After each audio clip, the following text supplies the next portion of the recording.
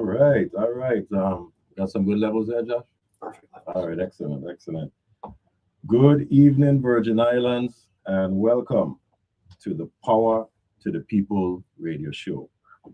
This is a show that is a space where we, meaning my office and I, can continue to connect with the people directly. It is a platform for real conversations and updates about the issues affecting our daily lives.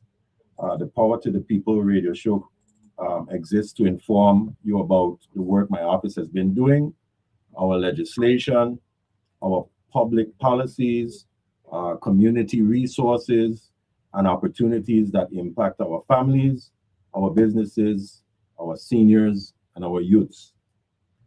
We will share the facts, highlight solutions, and bring together leaders and experts and community members through interviews that we will invite special guests. This is in our inaugural show here on 970 AM, but it is to focus on moving our territory forward from economic development, housing, healthcare, education, agriculture, technology, public safety, and good governance.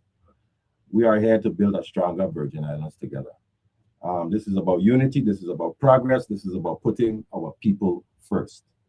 I am your Senator at Large, Angel Bolques Jr., and I also have my co-host with me, Miss Ana Castillo and Miss Judy Torres.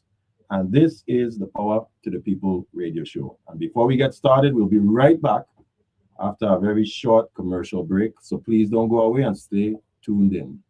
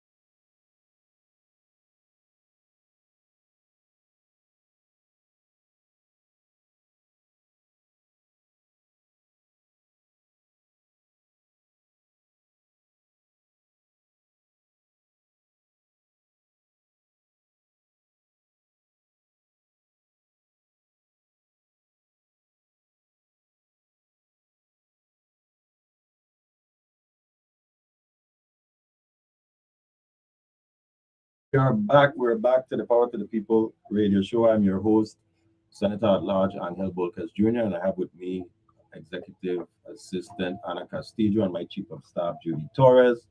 And this is our inaugural show here on 970 AM, and thank you for tuning in.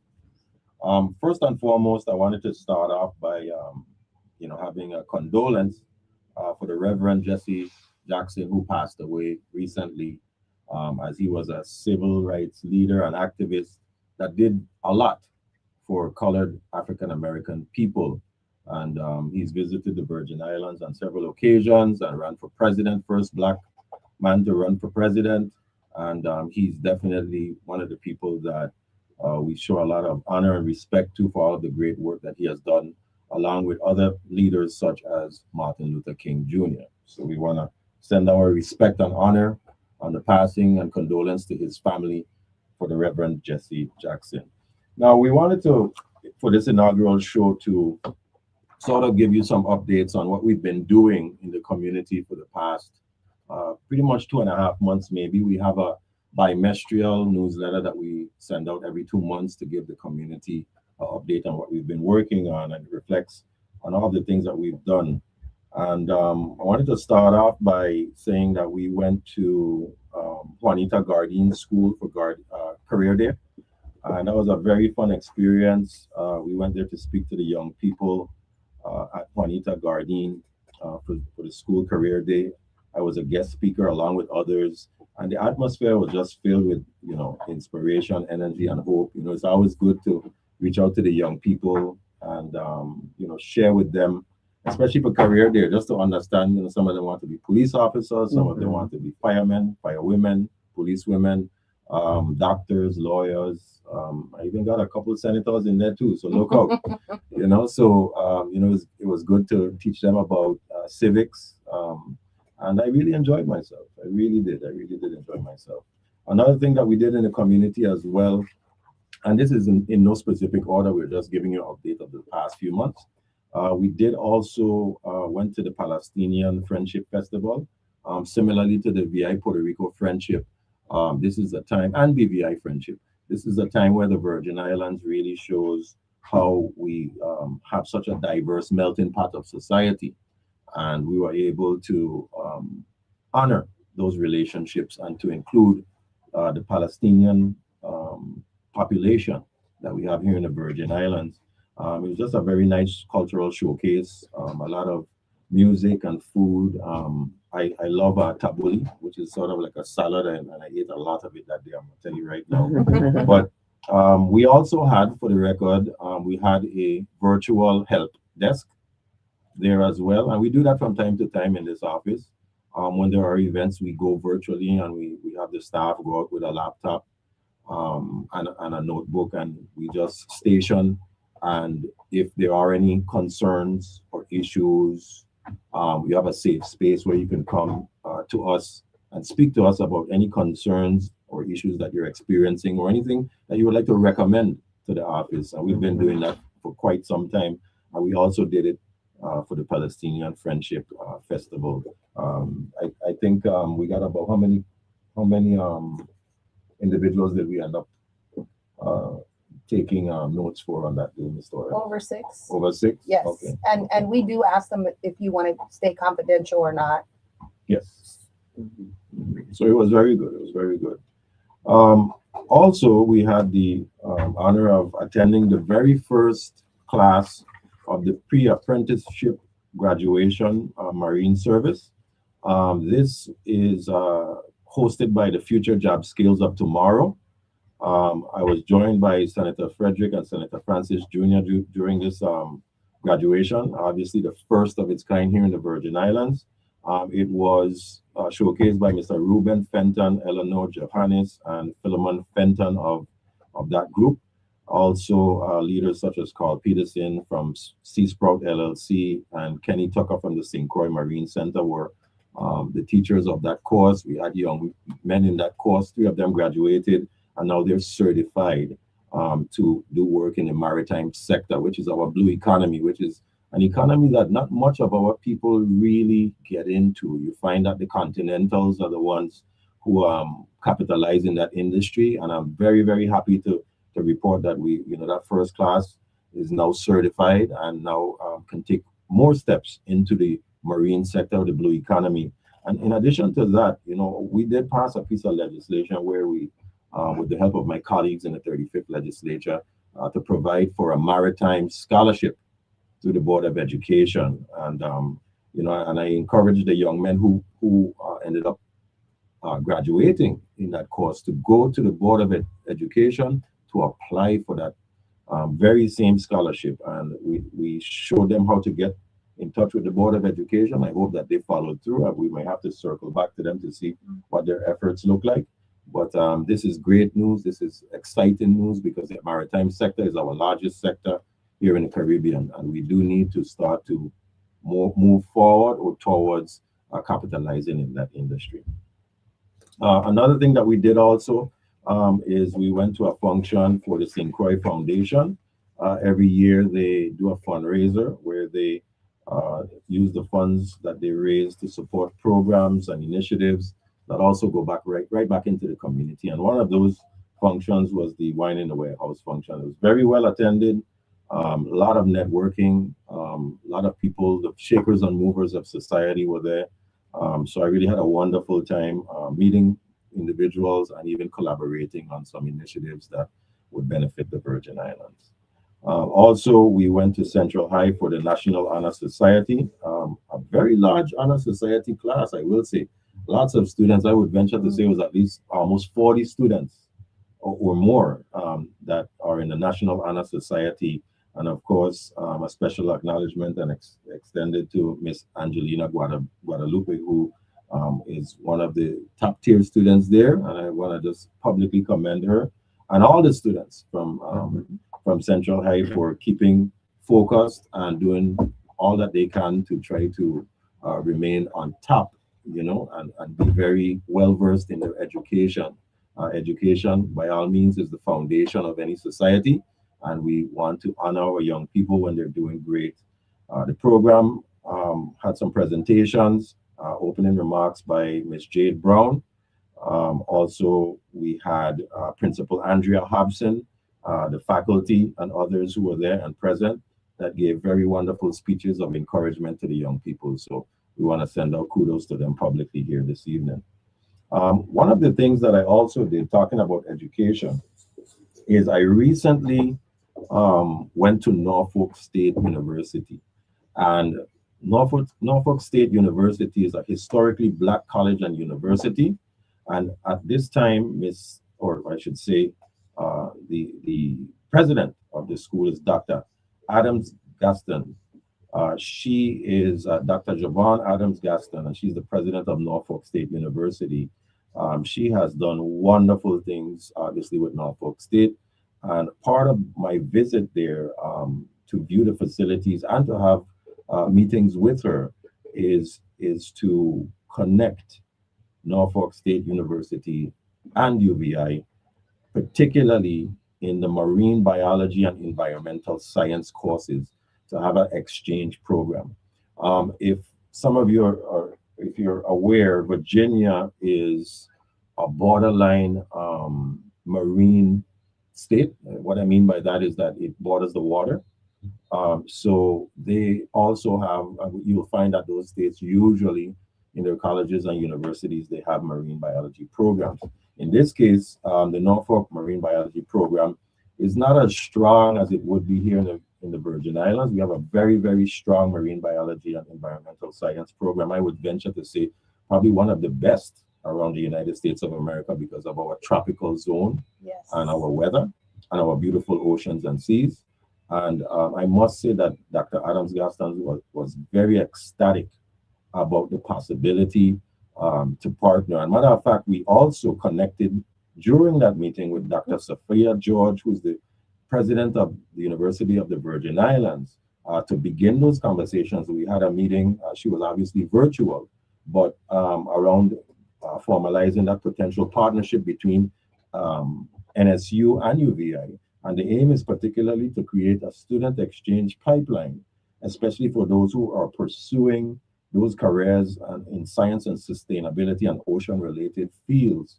And I must express my deep appreciation to Dr. Adams Gaston and President George for a wonderful meeting. I think we will see something come out of this, but obviously, as they continue to communicate and collaborate on that level, I being the senator who only tried to facilitate the meeting and conversation, I'm very excited and hoping that it does bear fruits because it will be a wonderful exchange program that will benefit the Virgin Islands in the long run. Another thing that we also did recently, and I want to thank my colleagues in the 36th legislature of the Virgin Islands for supporting Bill 36-0222, which officially named the St. John Legendary Rhythm and Blues Cruise Day. Whereas we created a mini blues festival on the island of St. John. Coincidentally, the blues cruise was coming to the Virgin Islands. They've come here about 3 or 4 times within the span of 30 or 40 years, which is not enough. But, you know, I'll tell you later what came about it. But in this case, we were able to pass the bill, give our appropriation, have the Department of Tourism conduct the whole day, and it was a wonderful day. We had the ship holds about, I would say, almost 6,000 passengers. We had upwards of 3,000, almost 4,000 people traversing on the island of St. John on that day. Obviously, the economy did well. Taxi drivers were able to have a very, very productive day. Restaurants and stores. And one of the things that came about from that day, we had a lot of musicians that came and performed. And that was part of why the appropriation was very important, so that we could set up a plug and play stereo system so that we could have, and we're talking about legends in blues coming off of this ship to come and perform for free in the park. It was wonderful. We had vendors there as well. So we did good on that day.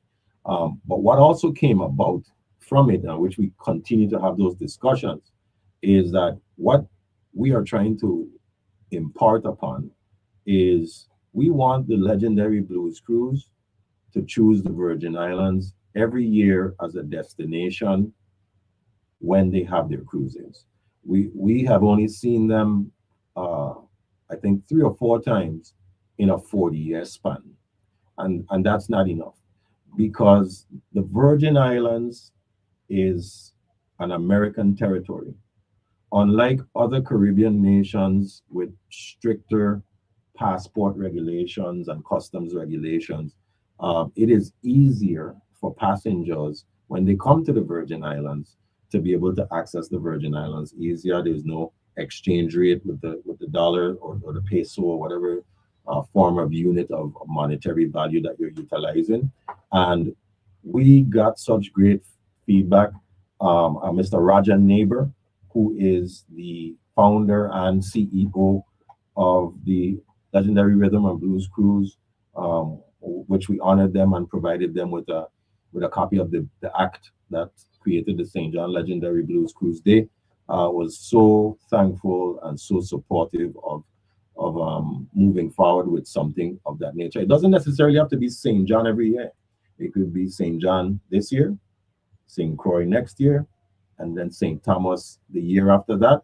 And then we continue to circulate. My goal and my objective is that the Legendary Blues Cruise needs to come to the Virgin Islands each and every year. And I'm happy to report publicly that next year, due to those same conversations, they're coming to the Virgin Islands, and this time they're going to come to St. Thomas. So I'm going to put that out there publicly. I'm going to repeat it again. They're going to come to St. Thomas next year. So you can expect them to be on St. Thomas in 2027. And I also want to thank the Department of Tourism for all of their work and advocacy as well, because when we started to push this forward, the Department of Tourism had just come from pulling off the St. Croix Festival. And then here I come running and saying, hey, we need to do this on St. John. Let me go. We have Blues Cruise coming in. We want to have a legendary Blues Cruise there, and I want you to run the festivities and the entertainment. But nevertheless, they did a wonderful job. I want to give it up to Assistant Commissioner Henneman, and of course, the Director of the Division of Festivals, Mr. Ian Turnbull as well. Did any of y'all want to mention anything before we proceeded to the next item? I'm enjoying listening to all the places you've been, and this is just in 2 months. Yes. Oh my Yeah. gosh. Okay, so continue on. That doesn't So- include the projects, That so doesn't include, we didn't get everything in, but I mean, we worked. So another thing that we did is we did mentorship and literacy support, or went to the Yvonne Milena Bolques Elementary School recently, and we did Dad's Read and Lead. We went in and we read to a couple classes there. It was wonderful. I can honestly say that I had a lot of fun with the students, and these are the type of moments that stay with you, because they remind you that it's important to be present, and also reading a book is also opens up imagination, and it also encourages young people to want to read for themselves as well. So I really enjoy reading to them, and we had, I think, 2 wonderful classes that really enjoyed themselves. and I do want to give a shout out to the fathers that did attend this event, Dad's Read and Lead. It was amazing and inspirational. You should see the kids' face and how much love they showed us at the end after the fathers read. Yes, yes. Also, the principal, Michelle Wilkinson, and assistant principals, Calamis Maduro and Sandra Reed Benta, Miss Liebert and Miss Henderson, for warmly welcoming the senator into their classroom. most definitely. Yes. Thank you to them. They were wonderful as well. Also, we just had a recent visit to supporting the cricket development on the island of St. Thomas. We know that the Virgin Islands is very diverse. We have a lot of great baseball players that have come in the past.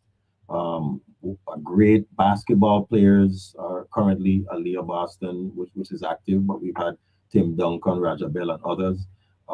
We've had a number of great sports athletes come out of the Virgin Islands, but there is a lot of great athletes in the area of cricket as well, because remember now, we have a melting pot of society, and we really want to encourage our young people to take part in any sport that they choose. So we do have plans to support the formation of a cricket field on the island of St. Thomas. And we went out recently. We visited the facility with the St. Thomas Cricket Association, along with the commissioner of the Department of Sports, Parks and Recreation, Commissioner Vincent Roberts, and his special assistant, Ms. George, to get updates on what phase they're in concerning the development of the Cricket Association and all of the developments and plans that they have. And I must say that they're coming along wonderfully. I think once this next phase with the grant funding that they're awaiting happens, we'll start to see a lot more happening in that area. And I hope to get to the point where we can regularly see cricket games happen here in the Virgin Islands. This also opens up a lot of sports tourism to continue the growth of sports tourism in the Virgin Islands, whereas then you have teams visiting or people wanting to come to be able to partake in those games from different island nations, or even the southern portion of the United States of America, whether it's Florida, Georgia, Mississippi, etc. But for most part, I think that is going to be a wonderful addition to our sports tourism and enhance our community and our economy as well. One of the things we also love to do from time to time is we like to visit small businesses. And here on the island of St. Croix, we visit small businesses all over the Virgin Islands. Let me just put that out on the record first.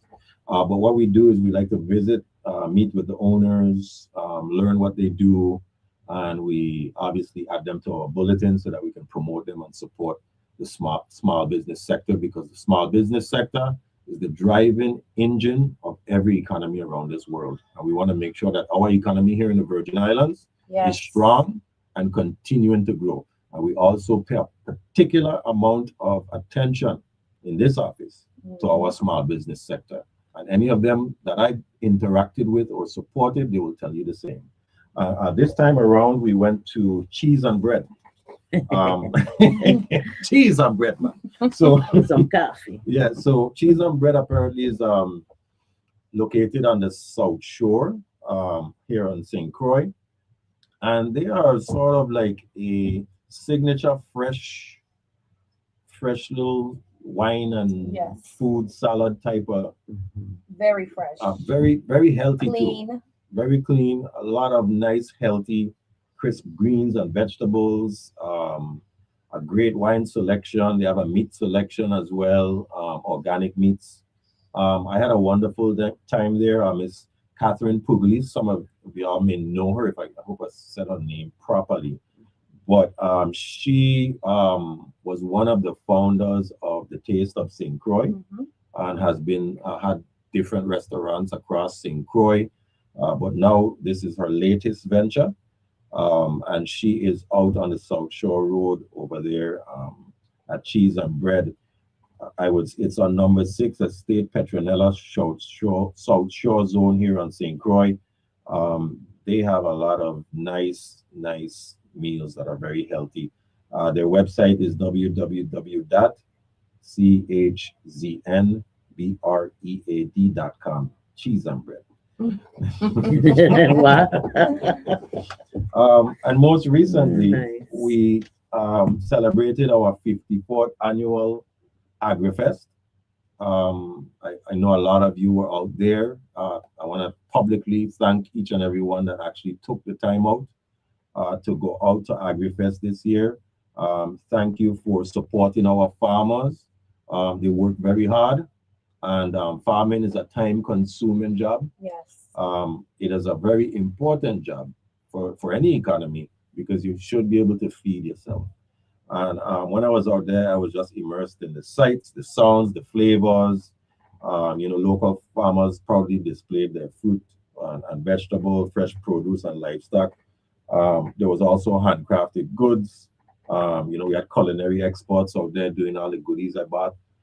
I bought more than I needed, I can tell you right now. I buy more than I needed to eat, and I bought more than I needed myself. But you want to go out there and you want to support. Did you find guava berry tart? I ain't find no guava berry tart, and that's my favorite. Me and Ken will get mad. So don't start with the tatuas now. Okay, done. Okay. I had a coconut one. Oh, cheese and bread. So, I want to thank each and every one of you all for taking the time out and supporting our farmers. A big shout out to the Department of Agriculture, Commissioner Peterson and his team, everyone who did all the work that they did to keep the fairgrounds so neatly kept, clean, and professionally laid out. They thought about everything. They had things for the children to do. There was entertainment, food, festivities. I had a wonderful time. How about you all? Absolutely. I had an amazing time. Me too. Yes. Okay, very good. And for most part, those are some of just the events that we've really ventured upon in the sense of going out into the community and continuing to connect. And that's just one side of what we do. We have so much going on in this office. We have our constituents that we deal with on a regular basis. And we want you all to know that you can reach our office anytime. And Ms. Torres, could you please just share with the listening audience or the viewing audience some of our contact phone numbers for those who may not know, because from time to time, people say, how do I reach you? And I want them to know that anyone can reach me by just calling the legislature. We have 3 offices, and we want to be able to assist you. All of our offices are man or woman in the sense of being able to access through those telephone lines or emails. So we want to make sure that you know that our door is always open to your service. Yes. So Ms. Torres, if you could just share with the listening and viewing audience our contact information. Absolutely. We have our St. John office, which is open. Our number is 340-776-6285. We have our St. Thomas office, which is open as well, 340-693-3571. And our St. Croix office is 340-712-2278. I do want to give a shout out to Miss Powell. She wasn't able to attend. She's from our St. John office. She's currently at the CIT meeting representing our office. We did get a few calls regarding, the roads and conditions out there. So we're addressing that. We've actually been addressing it. So again, I want to give her a shout out. Thank you, Ms. Powell, for showing up for the CIT meeting. And I know you would have loved being here. So thank you. All right. Thank you so much. And for those who are listening and may want to connect to us on social media, Miss Castillo, if you could let them know on any platform, whether it's LinkedIn or Instagram or Facebook, is the same handle. So Miss Yes. Castillo, if you could let them know.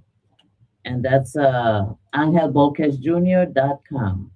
That's our website, angelbolquesjr.com. And if you type Angel Bolques Jr. in social media, you'll find whether it's Facebook, Instagram, Threads, Twitter, it doesn't matter. It's the same call handle. So just in case you want to connect there, that's how you reach us. Now, I want to talk about some of the laws that we've already passed in this office with the help of my colleagues. Because remember now, one vote doesn't pass a bill into an act. So we want to just go through that. We do have pending bills that are in committee, but we want to start off by saying some of the things that we have been able to accomplish. So we want to say that we have been able to pass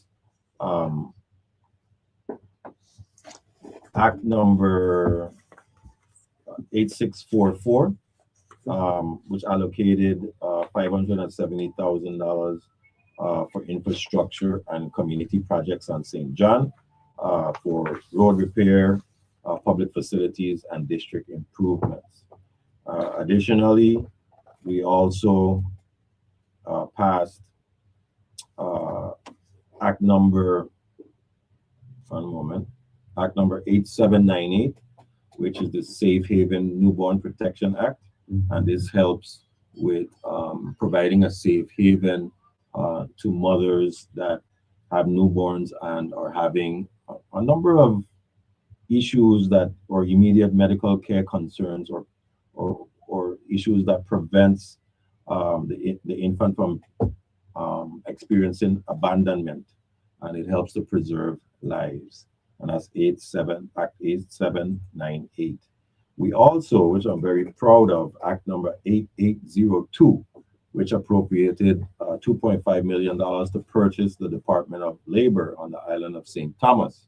Now, for me, this is a very important piece of legislation, because what that does is it helps the government not to be dependent on rent. We find that the government pays an absurd amount of rent, and if we're able to bring rent down, we have more money for the important things: programs for our youth, programs for our seniors, and services for both of them. It is very important that we bring down rent dependency in this government, because we pay an absurd amount of money for rent throughout all of the departments and agencies of the government. You wanted to say something, Ms. Torres? I just want to say, if anyone has questions at all whatsoever, you can text right now. The number is 340-725-4138. Again, the number is 340-725-4138. Thank you. Okay, thank you, Ms. Torres. Another act that we recently passed is Act number 8696, and that provided $250,000 for the Cruise Bay Playground development. That is a recreational space on the island of St. John where children and families get together and play for public enjoyment and community wellness. I believe that the phase 2 of that project is now completed, but we were more than happy to support that endeavor, because the playgrounds is where all of those life skills happen for these young people when they learn to, play nice with each other. And sometimes you have a little fight here and there, but the parents teach the young people about the morals and values. So a lot of things happen in a young child's life on the playground. So we want to make sure that our green spaces and playgrounds are open and safe and available to our community. Another piece of legislation that I mentioned before is the Maritime Industry Scholarship, which is Act number 8817, and it creates a scholarship for Virgin Islanders pursuing maritime careers in the Virgin Islands. We sort of alluded to it when I was talking about the graduation that I went to, and it provides for those young people to have access to about $5,000 in grant funding through an application process with the Board of Education. Also, we passed a number of other pieces of legislation, but for most part, I think that is really, actually, no, I apologize. We also passed a very important piece of legislation, which is the Child Victims and Child Witnesses Rights Act. Correct. If you're familiar with court proceedings, historically, in court proceedings, when an adult or a child, well, we passed it, so it's changed now for children, but before, they would have to go into the courtroom and sit side by side with their oppressor or their abuser. And in some cases, even for adults, this causes trauma. I can imagine more so for a young child who has been abused in whatever ways by an adult, how much trauma that can cause for a young person. So what we did now is we totally struck those preceding statutes, and we modernized it to reflect the national practices that are more protective of the trauma-informed care procedures, to empower children to safely participate in the judicial process. So now children are able to utilize video conferencing from a separate room, even though they're in the same building, but they don't have to necessarily see the oppressor. So there's a lot of protections there. You have a multidisciplinary team that supports the child to assure that there is no unwanted, aggressive, how should I put this, advances by the legal side of it, which would be the attorneys, because in court, attorneys can be aggressive to fight for their position for their defendant and etc. So there are some protections there through the multidisciplinary team, so that the child's trauma does not get reinitiated to cause any unwanted harm to the child. I think this is a very powerful piece of legislation. It's one of the pieces of legislation that I'm most proud of, and I'm very proud to report that to the people. Also, we have a number of other pieces of legislation that we are actually venturing to promote and support that are pending in the committees. We do have more acts that we pass, but we want to keep an eye on the time, and we want to have a healthy balance of what we're discussing here today. So one of the other pieces of legislation that we have in committee and still pending is Bill 36-0003.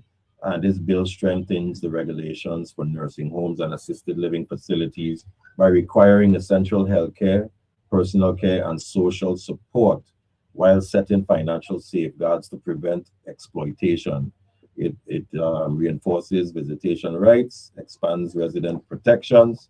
So this piece of legislation also aligns with CMS compliance. We did have a hearing about this recently, afterwards in my committee, concerning where we are with CMS compliance here in the Virgin Islands. And actually, we're actually gonna circle back very soon in our next hearing. I think that's on the 20th. March 20th? Yes. Okay, so March 20th, maybe you can find the agenda for that and read that into the record here on the radio. But it is imperative that we have these protections for our elderly population, especially in these nursing homes and assisted living facilities, because by right, these individuals have rights. So we want to make sure that these facilities are in compliance with CMS standards, and not just abruptly doing whatever it is that they, not saying that they are, but just for the sake of protections, we want to make sure that they stay in compliance. While you look for that, I'm going to move on, and when you do find it, you'll let me know. Okay. Right? One of the other pieces of legislation is Bill 36-0151. That is amending Title 23 Virgin Islands Code regarding the illegal possession of machine gun conversion devices. What those are, they are these little devices that are the size of like a dime, a small dime, monetary dime. And this device for any handgun user, and just for the record, legal handgun users don't necessarily utilize this. You will find that the illegal, illicit market are the ones who utilize this. And it's a small little device that you put in your handgun. And now instead of squeezing the trigger once to shoot one shot, when you squeeze the trigger once, you basically unload or shoot or fire every single bullet that is inside of your cartridge. And nowadays, these individuals have these things that are called drums. And these drums are cartridges that hold up to about 100 bullets. And throughout the nation, we've found that a lot of illegal firearm situations and or murders have included these devices. When you shoot or pull the trigger once and unload up to 100 rounds in mere seconds, that is a problem. So we have unanimous support for this piece of legislation. It will be passed. It's just the timing is what we're really waiting for. You were trying to get my attention, Mr. No, I was talking to Anna. Oh, yeah, okay. You're whispering over it. Okay, moving on. All right, so another piece of legislation that we also are working on is Bill number 36-0190, which we're still tweaking, but have gotten very good support from my colleagues. And this is to require sign language interpreters for government broadcasts for emergency situations. This bill promotes accessibility and inclusion by requiring the government of the Virgin Islands to provide qualified American Sign Language interpreters for visually broadcasted meetings.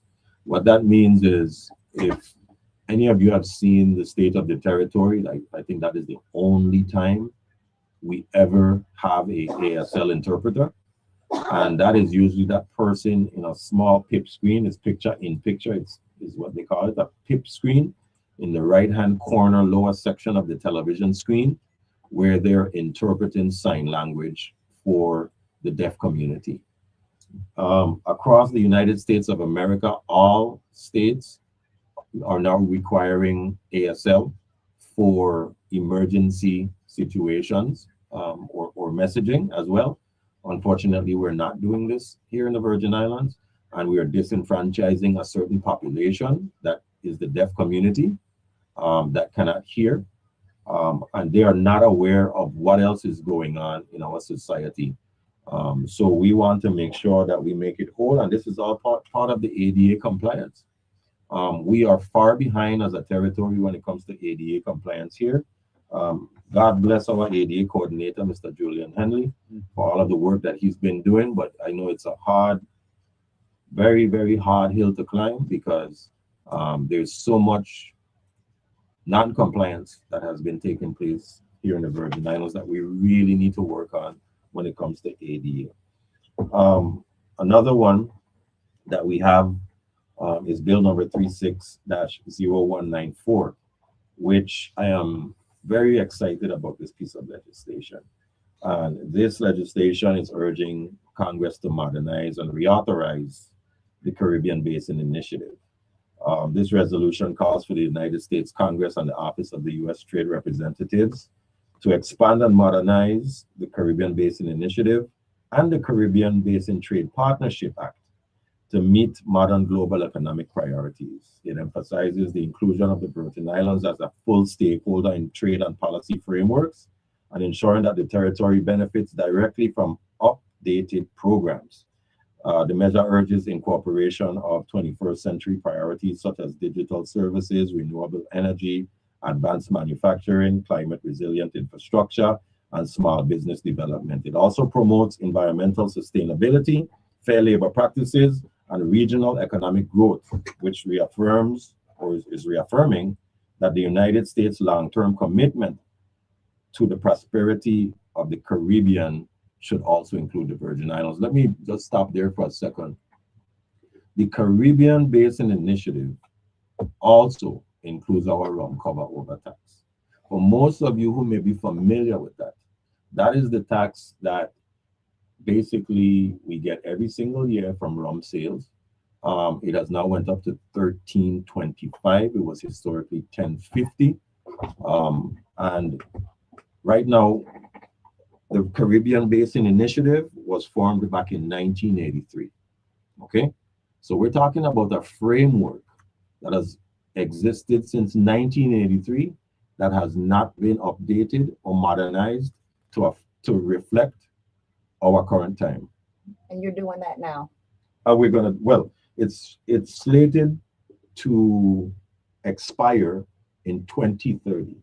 But we're thinking ahead. But we're thinking that we're being proactive. Correct. This is the time now in 2026 to now pass this piece of legislation, put it before Congress, because we don't want to wait till last minute. We want to state our position now, and we want to let them know that we want to modernize these industries, because once you add more industries and modernize them, that means you create a broader tax base. And a broader tax base means more money coming into the Virgin Islands. That's nice. Now, remember now, the Caribbean Basin Initiative, we're not a part of it. We reap from it because we're a territory of the Virgin Islands. Every other Caribbean country are the ones who are subjugated to it. And if I can use that term, it might sound a little harsh, but that is the term. Okay? They are the ones who have to end up paying for those taxes in order to ship into the United States of America. But we as a territory, along with Puerto Rico, are the ones who benefit from it. Now, if we modernize our Caribbean Basin Initiative to broaden the amount of industries to include digital services, fintech, we now create a broader tax base. That means more money coming into the territory to go towards our departments, agencies, instrumentalities, programs, and services. It's a win-win for the Virgin Islands. And I must say that my colleagues have all seen the importance in this piece of legislation. There are some tweaks. We're actually working with Attorney Bond, the former Chief Legal Counsel of the governor. He was not aware of the bill when it was first heard, but then he found out about it. And then he called my office directly and spoke to me, and he was just ecstatic about it and happy, because he has been one of the point persons that has been dealing with the federal government concerning the Caribbean Basin Initiative. So he is ecstatic about it. Matter of fact, we're waiting for some recommendations from him. So we want to make sure to do this right. We always want to do it right. That's how we operate in this office. We take our time. Maybe some of you have heard on the floor, I've been working on this bill for 2 years, a year and a half, 3 years. What I want people to understand, you don't just throw up a piece of paper and say, this is the bill. It doesn't work that way. This is the law I want implemented. Yeah. It doesn't work that way. There is an extreme amount of research, an extreme amount of collaboration and meetings with stakeholders. Also, reaching out outside of the territory to leading stakeholders that have either done something before to find out what are the pros and cons, what are you experiencing now, what are the issues, because just because someone's doing it outside of the United States, outside of the Virgin Islands and in the United States of America, does not necessarily mean that it's applicable to the Virgin Islands. So we also have to take that into consideration. We do that in this office. We work very hard to make sure that research is at the top of the pile when we do things. But I'm very, very excited about that piece of legislation. Another one that I'm particularly excited about, and I wish we had already gotten it done, but there are some hurdles that we're going over. And I know Commissioner Peterson, if he's out there listening from the Department of Agriculture, he might be smiling when he hears me. But Bill number 36-0006 to appropriate $6,000 to support farmers. $600,000. That's okay. Laddie, cheese on bread. $600,000 to support farmers and strengthening food production in the Virgin Islands. This bill appropriates this fund from the Community Facilities Trust Fund to the Department of Agriculture to provide direct financial support to local farmers engaged in crop and livestock production. The measure seeks to strengthen our food security and promote self-sufficiency and reduce dependence on imported goods by funding eligible farmers who meet demonstrative active production. You have to have active production. You can't just say, I'm a farmer, I need the money. And distribution within the territory. So it grants for each farmer up to $20,000 that will be awarded to the qualifying farmer across both districts to purchase agricultural equipment, improve operations, and support part-time labor if necessary. The bill establishes accountability measures requiring expense reports as well and documentation. So this, for me, is a piece of legislation that I hope to move across the finish line sooner than later. We just saw our agricultural fair happen here in February, and before in St. Thomas was January. So we have a back-to-back ag fairs, January, February, but then for the rest of the year, it's silent. I would love to see the day that St. John has an ag fair as well. Yes. That is something that I've talked about, but land issues and spaces on St. John are a bit more constrained than St. Thomas and St. Croix. But I hope that one day that St. John itself has its own ag fair as well, because we want it to be uniform across the Virgin Islands. Correct. Not only that, but we should be seeing these fairs or markets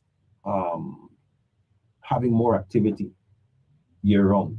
If we're going to get serious about food security, it can't just be January, February. And we should be serious about food security. That's right. And we want to see more happen in the area of agriculture. And I know Commissioner Peterson, I call him from time to time. He always picks up, and I appreciate him always picking up my phone calls. He knows how serious I am about agriculture and what I want to do as a legislator to support the Department of Agriculture and our farmers and our fishermen and women. So another piece of legislation moving on is, because we're getting close to the end of the show. I can't believe it went by so quickly. 6 minutes. Is bill number 36.011, and that's requiring permits for excavation of public roadways to the Department of Public Works. This bill strengthens infrastructure management and roadway preservation and requires individuals, corporations, and entities to obtain a permit from the Virgin Islands Public Works Department before excavating any public road. It authorizes DPW to establish a fee schedule based on the size, duration, and impact of the project, with a collected fee, which is all collected fees deposited into the District Public Road Fund. Let me stop there for a second. And those funds go for maintenance and improvement. Let me stop there for a second, because in the past, and you can look it up in news articles, we've had companies, telecom companies, excavate our road with permits outside of what I'm trying to establish now for $25, regardless of the length and size of the project. $25 to excavate our roads and put it back however they feel like. Those days, in my opinion, are done. Good. Because we need to start charging them based on the size and of the project and the impact of the project. And if they cause any additional damage, they're now going to be liable to fix the additional damage. In the past, there's nothing in the statute. The statute was over 58 years old, is 58 years old. Okay, that's a long time. That's a whole different generation, a whole different world, a whole different Virgin Islands. We are now in a modern society, and liability is important. So we have a very thorough bill that we're still working out a few little kinks, but we have a bill now that is going to hold these companies liable for the work that they do, and there are parameters in there that will penalize them based on those issues if they arise. So I'm very proud of this bill, because now the days of $25 for a permit are over. That's good, because our road should not be looking like this. That is part of the problem. We have individuals driving on a road trying to swerve away from a pothole, but then potentially could be getting into a dangerous situation or an accident. Absolutely. We And not only just that, your tires, you got to get your car rotated and balanced again. That costs money. A That's tire is right. not cheap. A tire is 250, 300, maybe depending on what kind of car you have or a truck, could be 400 plus dollars for one tire. So this is needed. We need to hold companies accountable for damaging our roads and putting cheap Mhm. cement or whatever they use to repair it, because that's not right to us. And I mean, it's ridiculous how many roads are damaged in St. John, St. Thomas, and St. Croix. So hopefully this bill can pass sooner than later, and we can start holding these companies accountable for these roads. That's right. That's right. And part of that issue on these roads is road safety as well. Yes. And part of it is the infrastructure. The failing infrastructure is part of the road safety issues that we experience. We've had children being run over. We've had situations, and matter of fact, I even missed that, and we only have like Bendito. 2 more minutes. Bendito. We have the school zone legislation that we passed as well in this office. Yes. Yes. You know, we can and talk that about established the that when we school come zones. Yeah. Whenever you see those flashing lights at the schools, that's part of the bill that we passed. back. There's more to it, but I guess the next time we come back, we'll be able to talk a little bit more about that and other things that we're doing in the office. We're going to close out, but I just want to say thank you, each and every one, Thank for you. tuning into the Power to the People radio show. This is your host, Senator at Large, Angel Bolques Jr., along with my Chief of Staff, Judy Torres, and my Executive Assistant, Ana Castillo, providing you with updates on what we've been doing and continue to do in our community. And we want to close out and say, tune in next time. We're Thank every you, third. Josh. We're And here Miss every Powell, third a Wednesday. shout out to Miss Powell, St. John, St. Jonian. Thank you. Thank you. And have a good night. Good night. Good night. Good night. Another one.